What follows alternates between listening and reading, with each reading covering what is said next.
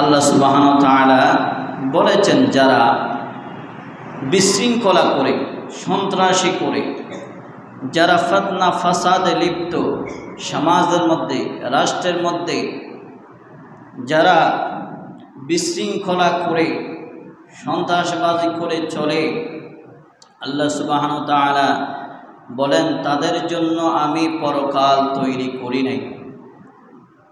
পরকাল তৈরি করি নাই বলতে পরকালের যে আরামদায়ক স্থান রয়েছে, আবাসস্থল।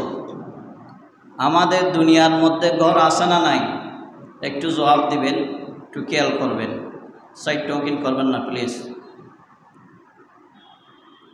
দুনিয়ার মধ্যে আমাদের বাড়ি, বাসা, ঘর আছে না নাই? আছে। দুনিয়ার মধ্যে আমাদের বাসস্থান আছে কিসের জন্য? আমরা ওইখানে বিশ্রাম করি, আরাম করি, ঠিক না বেঠিক? আরামদায়ক স্থান আমাদের ঘর। তাহলে আখিরাতের মধ্যেও আরামদায়ক স্থান আল্লাহ তৈরি করেছেন। বলুন সুবহানাল্লাহ। আল্লাহ সুবহানাহু ওয়া তাআলা এই আয়াতে কারীমার মধ্যে আল্লাহ ইরশাদ করেছেন, বিসমিল্লাহির রহমানির রহিম, তিলকাদ দারুল আখিরাতু নাজআলুহা লিল্লাযীনা লা ইউরিদুনা উলুওয়ান ফিল আরদি ওয়ালা ফাসাদা। আল্লাহ সুবহানাহু ওয়া তাআলা বলেন, আমি তাদের জন্য আখিরাতের মধ্যে আবাসস্থল আমি নির্ধারণ করেছি, লিল্লাযীনা লা ইউরিদুনা উলুওয়ান ফিল আরদি ওয়ালা ফাসাদা। ওই ব্যক্তিদের জন্য নয় যারা দুনিয়ার মধ্যে দাঙ্গা হাঙ্গামায় লিপ্ত, যারা ফিতনা ফাসাদের মধ্যে লিপ্ত, যারা সন্ত্রাসবাজির মধ্যে লিপ্ত, তাদের জন্য আমি ওই আখিরাতের মধ্যে আরামদায়ক স্থান জান্নাত তৈরি করি নাই। তো আল্লাহ কার জন্য তৈরি করেছেন? আল্লাহ সুবহানাহু ওয়া তাআলা স্পষ্ট উত্তর দিলেন, ওয়াল আকিবাতু লিল মুত্তাকিন। জোরে বলুন সুবহানাল্লাহ। আল্লাহ সুবহানাহু ওয়া তাআলা বলেন, ওয়াল আকিবাতু লিল মুত্তাকিন, যারা এই কর্মকাজ থেকে বিলুপ্ত থাকবে, যারা এই কর্মকাণ্ড থেকে যারা পরিত্যাগ করবে, সন্ত্রাসবাজি করবে না, বিশৃঙ্খলা করবে না, গণ্ডগোল করবে না, মানুষের জানমাল আত্মসাৎ করবে না, মানুষকে হত্যা করবে না, মানুষের মালের উপরে জুলুম করবে না, তথা এক কথায় ওয়াল আকিবাতু লিল মুত্তাকিন, যাদের অন্তরের মধ্যে তাকওয়া থাকবে, যারা খুদাভীরু, আমি আল্লাহ তাদের জন্য ওই আখিরাতের মধ্যে জান্নাত নামক আরাম স্থল আমি আল্লাহ সুবহানাহু ওয়া তাআলা তৈরি করে রেখেছি। আল্লাহু আকবার। তাহলে আয়াতে কারিমার সারসংক্ষেপ হলো, আল্লাহ সুবহানাহু ওয়া তাআলা আখিরাতের মধ্যে আবাসস্থল তৈরি করেছেন, আরামদায়ক স্থান। সেগুলো দুনিয়ার মতো নয়। দুনিয়ার মধ্যে আমরা যেগুলো তৈরি করেছি ঘর বাড়ি, এগুলোর মতো নয়।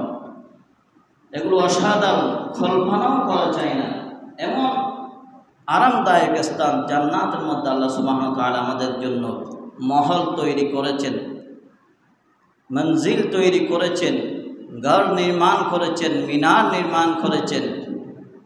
এরপর আল্লাহ সুবহানাহু ওয়া তাআলা বলেন, আমি তাদের জন্য এগুলো তৈরি করেছি যারা দুনিয়ার মধ্যে ঝগড়া বিবাদ, ফাসাদ, কোনাকুনি, রাহাজারি, বিশৃঙ্খলা থেকে যারা পরিত্যাগ করবে, বিশৃঙ্খলা করবে না, সন্ত্রাসবাজি করবে না, সমাজের মধ্যে দাঙ্গা হাঙ্গামা লিপ্ত হবে না, এবং একে অপরের সাথে ফিতনা ফাসাদের মধ্যে লিপ্ত হবে না, তাদের জন্য আমি আল্লাহ সুবহানাহু ওয়া তাআলা ওই আখিরাতের মধ্যে জান্নাত নামক প্রাসাদ তৈরি করেছি। জোরে বলুন সুবহানাল্লাহ। এরপরে আমরা আসি, আল্লাহ সুবহানাহু ওয়া তাআলা অসংখ্য আয়াতে আল্লাহ নিষেধ করেছেন, এবং আরেকটি আয়াতে আল্লাহ সুবহানাহু ওয়া তাআলা স্পষ্টভাবে জানিয়ে দিলেন। এটা সূরা আরাফ, সূরা আরাফের 56 নম্বর আয়াতে আল্লাহ সুবহানাহু ওয়া তাআলা ইরশাদ করেছেন, লা তুফসিদু ফিল আরদি বা'দা ইসলাহিহা ওয়াদউহু খাওফান ওয়া তামাআ। আল্লাহ বলেন, ওয়ালা তুফসিদু ফিল আরদি বা'দা ইসলাহিহা, দুনিয়ার জমিনের মধ্যে শান্তি স্থাপনের পর তোমরা বিশৃঙ্খলা করিও না।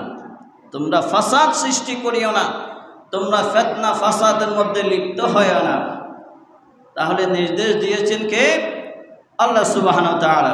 এরপর আল্লাহ আরো বলেন ওয়াদউহু খাওফান ওয়া তামাআ, আমি আল্লাহকে ভয় করো এবং আমি আল্লাহ সুবহানাহু ওয়া তাআলাকে তোমরা স্মরণ করো, ডাকো যেভাবে ডাকার মতো। এরপর আল্লাহ বলেন ইন্না রাহমাতাল্লাহি কারীবুম মিনাল মুহসিনিন, নিশ্চয় আমি আল্লাহর অনুগ্রহ তাদের জন্য রয়েছে, তাদের সাথেই রয়েছে, তাদের নিকটবর্তী রয়েছে যারা খুদাবিরু, যারা ন্যায়পরায়ণ, মুসলিহিন, যারা সালিহিন বান্দা রয়েছে, তাদের নিকটেই আমি আল্লাহ সুবহানাহু ওয়া তাআলাকে পাওয়া যাবে এবং আমি আল্লাহর অনুগ্রহ তাদের উপরেই বর্ষিত হোক। এবং আল্লাহ সুবহানাহু ওয়া তাআলা আরও ইরশাদ করেছেন, এরপরে দুনিয়ার মধ্যে যারা দাঙ্গা হাঙ্গামায় লিপ্ত হবে তাদের কি পরিণতি, এই পরিণতি সম্পর্কে আল্লাহ সুবহানাহু ওয়া তাআলা সূরা মাইদার 33 নম্বর আয়াতে আল্লাহ সুবহানাহু ওয়া তাআলা বলেন, 6 নম্বর পারার 12 নম্বর পৃষ্ঠার মধ্যে পড়েছে। মহান রব্বুল আলামিন কোরআন পাকের মধ্যে ইরশাদ করেছেন, সূরা মাইদা 33 নম্বর আয়াত আল্লাহ সুবহানাহু ওয়া তাআলা স্পষ্ট জানিয়ে দিলেন, যারা দুনিয়ার মধ্যে দাঙ্গা হাঙ্গামায় লিপ্ত থাকবে, যারা ফিতনা ফাসাদের মধ্যে লিপ্ত থাকবে, যারা খুনাখুনির মধ্যে লিপ্ত থাকবে, তাদের শাস্তি স্বরূপ আল্লাহ সুবহানাহু ওয়া তাআলা কোরআন পাকের মধ্যে ইরশাদ করেছেন, ইন্নামা জাযাউল লাযীনা يحاربون الله ورسوله ويسعون في الأرض فسادا أن يقتلوا أو يصلبوا أو تقطع أيديهم وأرجلهم من خلاف أو ينفوا من الأرض। الله سبحانه وتعالى بولن إنما جزاء الذين يحاربون الله ورسوله, আল্লাহ এবং আল্লাহ রাসূলের সাথে যারা যুদ্ধ করবে, লা ইউফসিদুনা ফিল আরদ, দুনিয়ার জমিনের মধ্যে যারা দাঙ্গা হাঙ্গামায় লিপ্ত থাকবে এবং একে অপরকে খুন করবে এবং হত্যাকাণ্ডের মধ্যে লিপ্ত থাকবে, আল্লাহ সুবহানাহু ওয়া তাআলা বলেন তাদের শাস্তি স্বরূপ আইয়ুকাত্তালু আও ইউসাল্লাবু, তাদের শাস্তি হলো তাদেরকে আইন অনুযায়ী তাদেরকে হত্যা করা হবে। এবং আরেকটি শাস্তি কেন উল্লেখ করেন, আও ইউসাল্লাবু, এবং শুলিতে ঝুলানো হবে, আও তুকাত্তা আইদিহিম ওয়া আরজুলুহুম, এবং তাদের হাত পা বিপরীতভাবে কেটে দেওয়া হবে, ওয়া আরজুলুহুম মিন খিলাফিন আও ইউফাল্লাউ, এবং চতুর্থ নম্বর শাস্তি হলো তাদেরকে দেশ থেকে বিতাড়িত করে দেওয়া হবে, দেশ থেকে বের করে দেওয়া হবে। তাদের শাস্তি একটা হলো আইন অনুযায়ী তাদেরকে কতল করা হবে, আইয়ুকাত্তালু আও ইউসাল্লাবু, দ্বিতীয় নম্বর শাস্তি হলো তাদেরকে শুলিতে ঝুলানো হবে, যেটাকে বলা হয় ফাঁসি বলা হয় আর কি। এরপর তৃতীয় নম্বর শাস্তি হলো আও তুকাত্তা আইদিহিম ওয়া আরজুলুহুম, তাদের হাত পা বিপরীতভাবে কেটে দেওয়া হবে। এবং চতুর্থ নম্বর শাস্তি হলো তাদেরকে দেশ থেকে বের করে দেওয়া হবে। যারা দুনিয়ার মধ্যে দাঙ্গা হাঙ্গামায় লিপ্ত থাকবে, ফিতনা ফাসাদ করবে, সন্ত্রাসী করবে। এবং আল্লাহ সুবহানাহু ওয়া তাআলা আরো বলেন যালিকা লাহুম খিযুন ফিদ দুনিয়া, এই চারটা শাস্তি এখানে আল্লাহ উল্লেখ করেছেন। উল্লেখ করার পরে আল্লাহ সুবহানাহু ওয়া তাআলা বলেন যালিকা লাহুম খিযুন ফিদ দুনিয়া, এটা হচ্ছে দুনিয়ার মধ্যে লাঞ্ছনাদায়ক শাস্তি। এটা আরামদায়ক নাকি লাঞ্ছনাদায়ক বুঝতেছেন না মনে হয় আমার কথা বুঝতেছেন? চারটি শাস্তি আল্লাহ নির্ধারণ করেছেন কাদের জন্য? যারা সমাজে রাষ্ট্রে যারা ফিতনা ফাসাদে লিপ্ত হবে এবং যারা দাঙ্গা হাঙ্গামায় লিপ্ত থাকবে এবং সন্ত্রাসবাজি করবে, যারা লুণ্ঠন করবে, মাল আত্মসাৎ করবে, একে অপরকে জুলুম করবে, তাদের জন্য চারটি শাস্তি আল্লাহ পাক নির্ধারণ করেছেন। এরপর আল্লাহ নির্ধারণ করার পরে বলে দিলেন এটা দুনিয়ার জন্য লাঞ্ছনাদায়ক শাস্তি তাদের জন্য দুনিয়ার মধ্যে।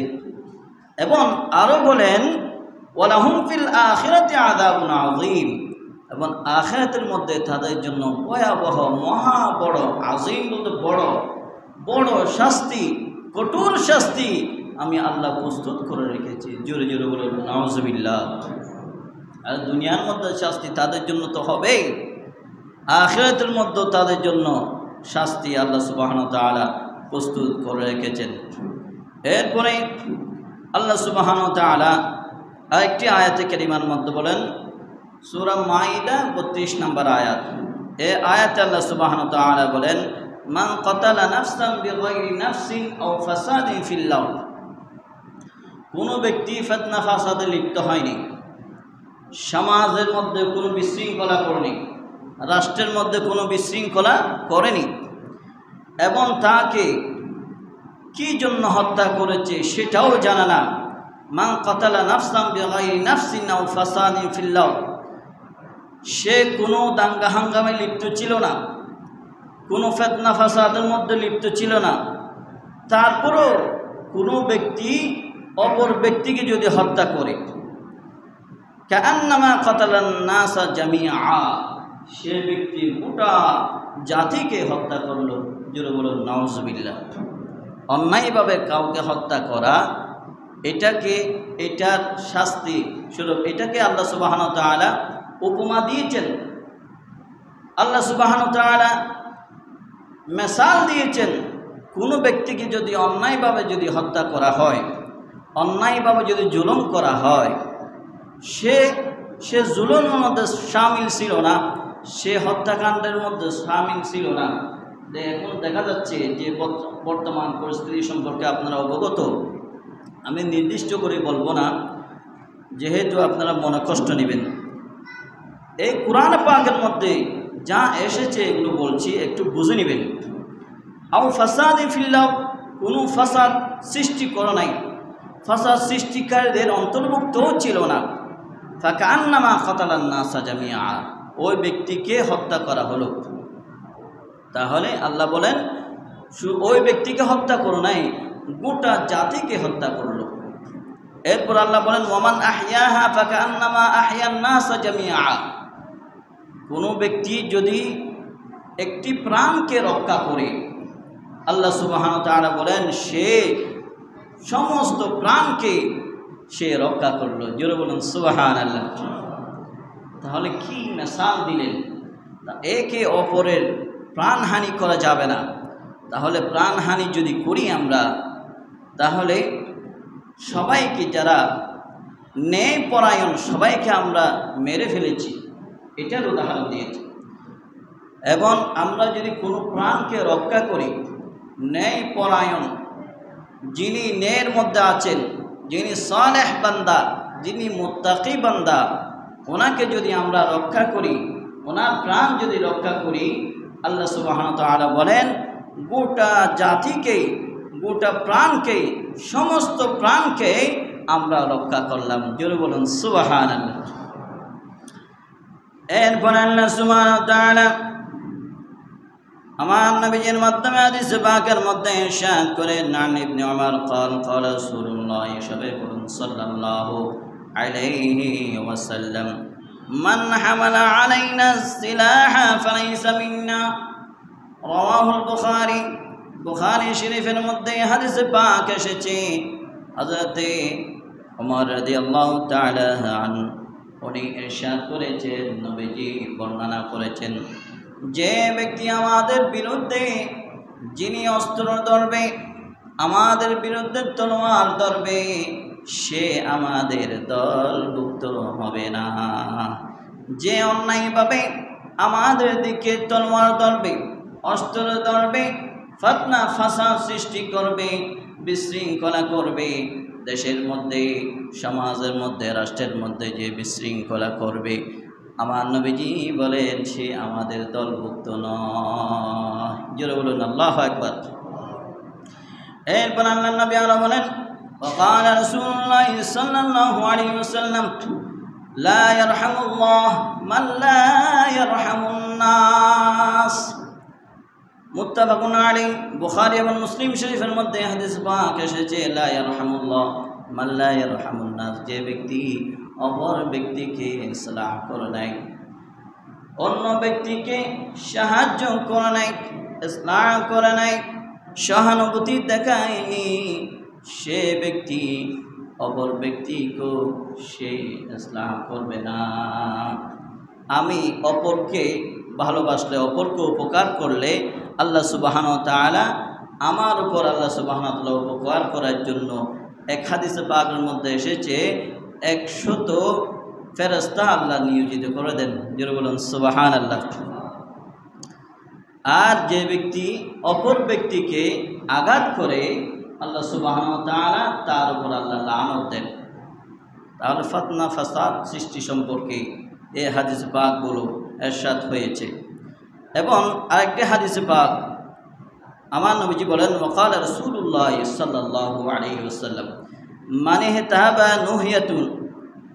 আমার নবীজি বলেন, যে ব্যক্তি সন্ত্রাস, লুটতরাজ, ডাকাতি করে, সন্ত্রাসী করে, লুটতরাজ করে, ডাকাতি করে, এখন আসে না নাই, হচ্ছে না, না হচ্ছে, রাতের মধ্যে গুম হচ্ছে না ডাকাতির ভয়ে, ঠিক না বেঠিক, মালের বইয়ে, জানের বইয়ে গুম হচ্ছে না, বিভিন্ন নিউজের মধ্যে দেখছেন। যাই হোক, ওদিকে যাচ্ছি না, এই হাদিসে পাকের কথা বলি। যে ব্যক্তি লুটতরাজ করে, ডাকাতি করে, অন্যর মাল জব্দ করে, অন্যকে হত্যা করে, ফিতনা ফাসাদ করে এবং অপর ব্যক্তিকে সে আঘাত করে, আল্লাহ নবী বলেন ফালাইসা মিন্না, সে ব্যক্তি আমাদের অন্তর্ভুক্ত নয়, সে ইসলাম থেকে খারেজ হয়ে গেল।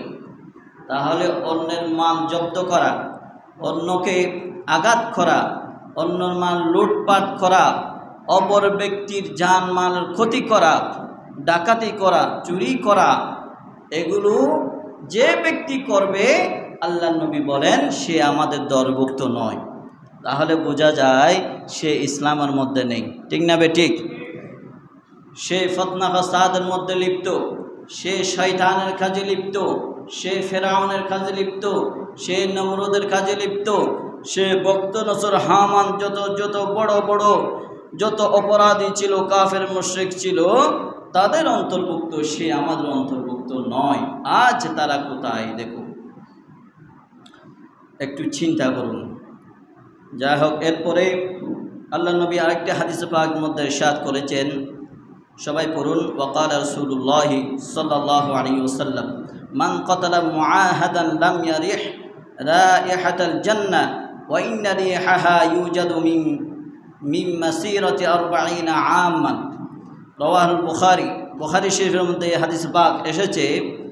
এই হাদিস পাকের মধ্যে বলা হচ্ছে, কোনো মুসলিম রাষ্ট্রে অমুসলিম ব্যক্তি বসবাস করে, আছে না নাই? আমাদের রাষ্ট্র মুসলিম রাষ্ট্র, ঠিক না বেঠিক? এই মুসলিম রাষ্ট্রের মধ্যে অনেক অমুসলিম, অনেক ভিন্ন ধর্মী, অনেক মানুষ আল্লাহর বান্দা, তারাও তো আল্লাহর বান্দা, ঠিক না বেঠিক? আমরা মুসলমান বলতে পারবো না, কিন্তু অমুসলিম বলা যাবে, ঠিক না বেঠিক? তাহলে অমুসলিম, হিন্দু, খ্রিস্টান, বৌদ্ধ, চাকমা, যত ধর্ম আছে আর কি, অনেক ধর্ম রয়েছে, যত ধর্মাবলম্বী এই মুসলিম রাষ্ট্রে বসবাস করে। এবং কেউ মুসলিম রাষ্ট্রে বসবাস করে অমুসলিম ব্যক্তিকে হত্যা করলো, অমুসলিম ব্যক্তিকে হত্যা করলো, আল্লাহ নবী বলেন ইন্না রিহাহা ইউজাদু মিন মাসিরাতি 40 আমান, সে ব্যক্তি জান্নাতের খুশবু পাবে না। যে জান্নাতের খুশবু 40 আমান, 40 বছর দূর থেকে পাওয়া যায়, বলুন সুবহানাল্লাহ। তাহলে ওই জান্নাতের খুশবু, জান্নাতের সুগন্ধ সে ব্যক্তি পাবে না। কোন ব্যক্তি? যে ব্যক্তি অমুসলিমকে হত্যা করলো, যে ব্যক্তি অমুসলিমের জান মালের উপর আঘাত করে, অমুসলিমের মাল লুণ্ঠন করে এবং তার ক্ষতি করে এবং তাকে হত্যা করে, তার প্রাণহানি করে, যিনি করেছে উনি জান্নাতের সুগন্ধিও পাবে না, উনি জান্নাতের সুগন্ধিও পাবে না। তাহলে যে জান্নাতের সুগন্ধি 40 বছর দূর থেকে পাওয়া যায়, 40 বছর দূর থেকে পাওয়া যায়, ওই সুগন্ধ সে ব্যক্তি পাবে না। তাহলে একজন ব্যক্তি যদি মুসলিমের জান মালের উপর যদি আঘাত করলে এই শাস্তি, আর আমরা মুসলমান হয়ে, মুমিন বান্দা হয়ে আমরা মুসলমান ভাই ভাই হয়ে একে অপরকে আঘাত করছি, একে অপরের মাল লুণ্ঠন করছি, একে অপরের জানের ক্ষতি করছি, প্রাণহানি করছি, তাহলে আমার কি অবস্থা হবে? যিনি করছেন, এক মুসলমান অপর মুসলমান ভাইয়ের আঘাত করছেন, ওনার কি অবস্থা হবে? একজন মুসলমান রাষ্ট্রের মধ্যে, মুসলিম রাষ্ট্রে বসবাসকারী ও মুসলিমকে যদি তার জানমালের খতরা হয়, তাহলে তার বিরুদ্ধে যদি এর শাস্তি অর্পিত হয়, আর আমরা মুসলমান হয়ে একে অপর মাল জানমাল লুণ্ঠন করছি, তাহলে আমার কি অবস্থা হবে? এটা একটু চিন্তা করবেন। আল্লাহ সুবহানাহু ওয়া তাআলা আমার নবীজির মাধ্যমে এগুলো করতে নিষেধ করেছেন। যাই হোক, এরপরে ফাতনা ফাসাদ সৃষ্টিকারী এবং জানমালের খতরাকারী পরিণাম সম্পর্কে আপনাদের খেদমতে আরজ করলাম। আল্লাহ সুবহানাহু ওয়া তাআলা কোরআন ও হাদিসের আলোকে আমাদেরকে আমল করার তৌফিক দান করুন সবাই, আমিন। এরপরে একটি হাদিসে পাকের মধ্যে এসেছে, এই আযাবগুলো কেন আসে, মহামারী আযাব এবং এরও কী জন্য আসে, এবং মানুষের মধ্যে কিয়ামতের পূর্বে যে বদ আমলগুলো থাকলে এই আযাবগুলো, দুনিয়ার মধ্যে দুর্ভিক্ষ নেমে আসবে, দুনিয়ার মধ্যে আযাব আসবে, কিভাবে আসবে? একটার পর একটা আসবে। যেভাবে তসবির সারা আছে না, তসবির যদি রশি সুতা যদি ছিঁড়ে যায়, তাহলে একটা তসবির দানাও থাকবে ওখানে, একটার পর একটা দ্রুত বের হয়ে যাবে, ঠিক না বেটি? সেভাবে এই বদ আমলগুলো যদি থাকে, তাহলে এভাবে আল্লাহর পক্ষ থেকে আযাবগুলো নেমে আসবে তসবির দানার মতো। আমি হাদিসে পাক একটু আরজ করি। ওয়ান আবি হুরায়রা রাদিয়াল্লাহু তাআলা আনহু, বরকত এবং সওয়াব হাসিলের উদ্দেশ্যে সবাই পড়ুন। ক্বাল রাসূলুল্লাহ সাল্লাল্লাহু আলাইহি ওয়াসাল্লাম, ইযা তুখিদাল ফাইউ দিওয়ালা, কোনো ব্যক্তি রাষ্ট্রীয় সম্পদকে গনিমতের মাল মনে করা, এখন আছে না নাই? গনিমতের মাল মনে করে রাষ্ট্রীয় সম্পদ যে ভাইয়েরা নিয়ে এসেছে, আপনারা তো দেখেছেন। তাহলে রাষ্ট্রীয় সম্পদ গনিমতের মাল মনে করে লুণ্ঠন করা যাবে না। ওয়াল আমানাতু মাগনিমান, এবং এ হাদিস পাকের মধ্যে বলা হচ্ছে জব্দকারী সম্পদকে গনিমতের মাল মনে করবে। এখন আসে না নাই? অনেক ভাইরা রাতের মধ্যে গিয়ে ডাকাতি চুরি করে এরপরে দিনের মধ্যে মনে করে আমি অনেক কষ্ট করে এগুলো অর্জন করেছি, এগুলো আমার জন্য হালাল মনে হয়। এরকম আসা নাই? মনে করে না করে জোরে বলুন নাউজুবিল্লাহ। এগুলো মনে করা যাবে না। গচ্ছিত সম্পদ এবং লুণ্ঠনকারী সম্পদকে, জব্দকারী সম্পদ, জুলুম করা সম্পদকে গনিমতের মাল মনে করা যাবে না। এগুলো হচ্ছে কিয়ামতের পূর্বে মানুষের কাছে বদ আমলগুলো থাকলে কি অবস্থা হবে, এটাই আমি প্রথমেই শুরুতেই বলে দিলাম। এরপরে 3 নম্বর, ওয়া যাকাত মাগরিমান, যাকাত এটা জরিমানা মনে করবে। যাকাত এটা কি মনে করবে? হয়তো আমার উপর জরিমানা করেছে মনে হয় ইসলাম, যেটা বলুন নাউজুবিল্লাহ। আপনার উপর জরিমানা করে নাই, আপনার সম্পদকে পবিত্র করার একটা মাধ্যম করে দিয়েছেন, সুবহানাল্লাহ। তাহলে জরিমানা মনে করবে কিয়ামতের পূর্বে মানুষের কাছে বদ আমলগুলো চলে আসবে। আমরা বিকাশ উপায় যেগুলো বলেন নগদ, এগুলোর মধ্যে আমরা হাজারো কত দিই, 15 থেকে 20 টাকা আমরা দিয়ে দিই, 2 টাকা করে, ঠিক না বেঠিক? নিয়ে যাচ্ছে, আমাদের কোনো খবর নেই, কোনো চিন্তাও নাই, আমরা দিয়ে দিচ্ছি, উপায় নাই, ঠিক না বেঠিক? কিন্তু এই যে 2 টাকা করে দিচ্ছেন বা হাজারে আপনি 20 টাকা করে দিয়ে দিচ্ছেন, তাহলে আপনার কোনো ফায়দা আছে? কোনো লাভ আছে? কোনো লাভ নেই, আপনার থেকে অতিরিক্ত চলে যাচ্ছে। আর যাকাত যিনি দিবেন, আল্লাহ সুবহানাহু ওয়া তাআলা ইরশাদ করেন, খুয মিন আমওয়ালিহিম সাদাকাতান তুতাহিরুহুম ওয়া তুযাক্কিহিম বিহা ওয়া সাল্লি আলাইহিম। আল্লাহ সুবহানাহু ওয়া তাআলা বলেন, হাবিব আপনি তাদের থেকে যাকাত আদায় করুন। কেন আদায় করবেন? তাদের মাল সম্পদ এগুলো পবিত্র করার জন্য আপনি তাদের থেকে সদকা আদায় করুন, ফিদিয়া আদায় করুন, যাকাত আদায় করুন। কি বলুন সুবহানাল্লাহ। তাহলে যাকাতের মাধ্যমে আপনাকে আল্লাহর নবী এটা পরিশুদ্ধ করবেন। আল্লাহ সুবহানাহু ওয়া তাআলা অর্ডার দিয়েছেন, যাকাত যদি আদায় করেন তাহলে আপনার অন্তর পরিশুদ্ধ হয়ে যাবে, আপনার মাল পবিত্র হবে এবং মালের মধ্যে বরকত আসবে, বৃদ্ধি হবে, কমতি হবে না। আর আমরা মনে করি এই যাকাতকে আমরা কি মনে করছি, এখন জরিমানা মনে করছি।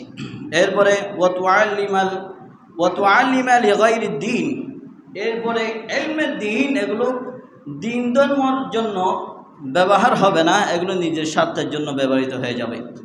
এখন দেখুন না, অনেক আলেম ওলামাদেরকে দেখবেন নিজের স্বার্থের জন্য, নিজেকে ভাইরাল করার জন্য এই এলমগুলো বিভিন্ন কথাবার্তা, সাইড টকিং, বিভিন্ন অযথা কথাবার্তা বলে তারা দিনে দিনে রাতে ভাইরাল হয়ে যাচ্ছে। ঠিক না বেঠিক? ইসলামের বিরুদ্ধে কথা বলছে, নবীর বিরুদ্ধে কথা বলছে, সাহাবীদের বিরুদ্ধে কথা বলছে, উম্মাহাতুল মুমিনিনদের বিরুদ্ধে কথা বলে তারা ভাইরাল হয়ে যাচ্ছে। ঠিক না বেঠিক?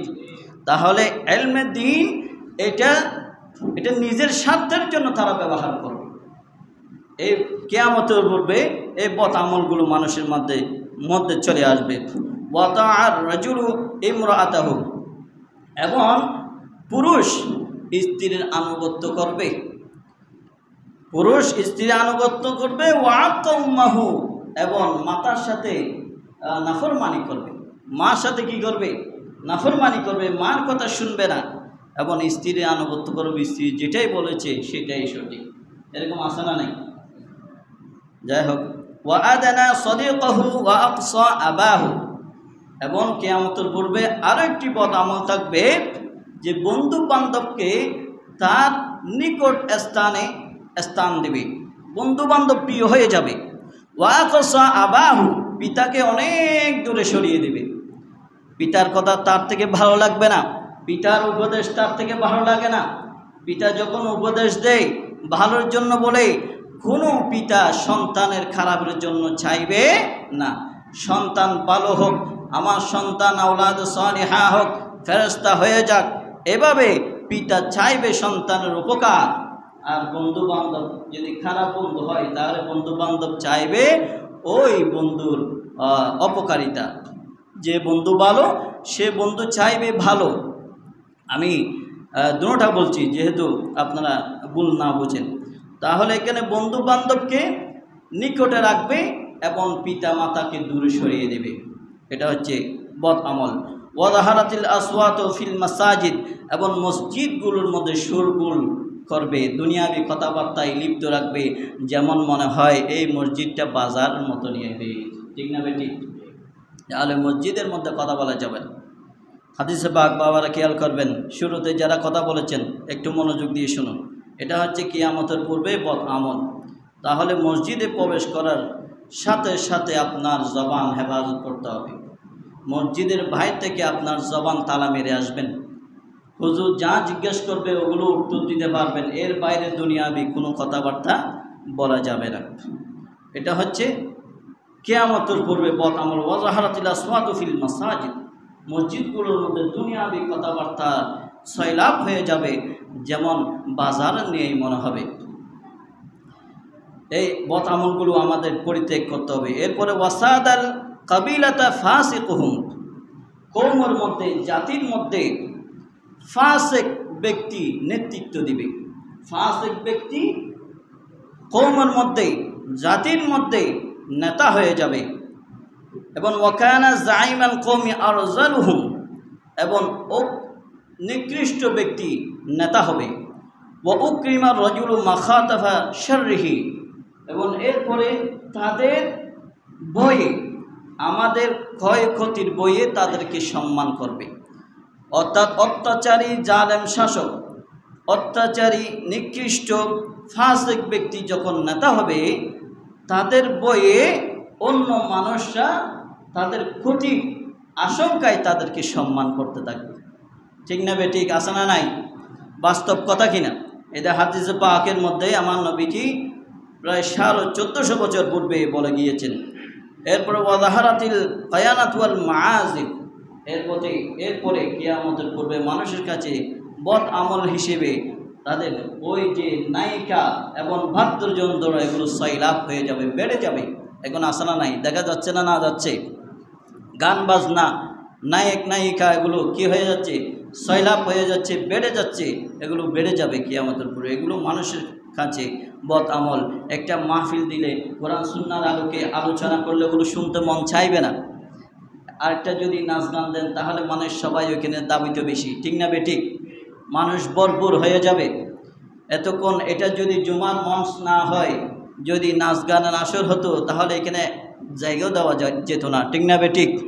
কিন্তু দেখুন আজ জুমার দিন অনেকে এখনও ঘরের মধ্যে, অনেকেই পুকুর ঘাটের মধ্যে, অনেকেই রাস্তার মধ্যে, অনেকেই দোকানের মধ্যে, অনেকেই ঘুম যাচ্ছে খবর নাই, অনেকেই তার কর্মের মধ্যে নিয়োজিত, সে জানেও না আজকে জুমার দিন। এরকম ব্যক্তি আছে না নাই? আছে। এগুলো হচ্ছে বদ আমল। এরপরে ওয়াশারিবাতিল খুমুর, মদ্যপান ব্যাপক হয়ে যাবে, মদ্যপানকারী বেড়ে যাবে। ওয়ালা আনা আখিরু হাদিহিল উম্মাহ আউওয়ালাহা, এবং পরবর্তী লোক পূর্ববর্তীদের লোকের উপর লানত করবে, অভিসম্পাত দিবে। আমার দাদা, আমার অমুক, আমার অমুক এর পূর্বে কি করে গিয়েছে, আমাদের জন্য কি করেছে, এক্সাম্পল বলছি। তাহলে এভাবে তাদেরকে ভর্ৎসনা দিতে থাকবে।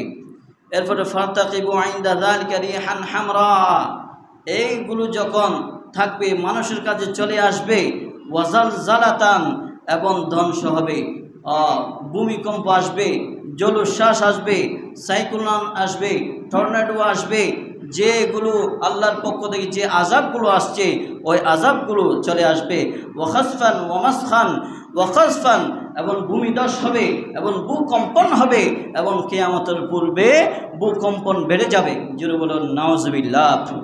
এরপর আল্লাহ নবী আরও বলেন, ওয়া আয়াতিন তাতাবিউ কানজামে কুতিয়া সিলকুহু ফাতাতাবিউ। আমি যে উদাহরণ দিয়েছিলাম তাসবিহ সারা, এখানে তাসবিহ সারার উদাহরণ দিয়েছেন।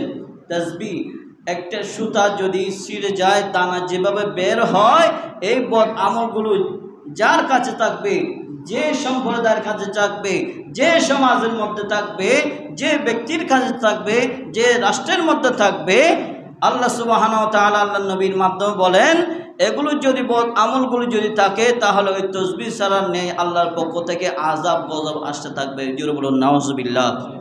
আল্লাহ সুবহানাহু ওয়া তাআলা আমাদেরকে কোরআন ও হাদিসের আলোকে আলোচনা শুনে এবং আমল করার তৌফিক দান করুন। আল্লাহ সুবহানাহু ওয়া তাআলা বলেন, তাআওয়ানু আলাল বিররি ওয়াত তাকওয়া ওয়া লা তাআওয়ানু আলাল ইসমি ওয়াল উদওয়ান। আল্লাহ নবী বলেন, একে অপরকে সাহায্য করবে, সহযোগিতা করবে ভালো কাজের জন্য, এবং ওয়া তাআওয়ানু আলাল বিররি ওয়াত তাকওয়া ওয়া লা তাআওয়ানু আলাল ইসমি ওয়াল উদওয়ান।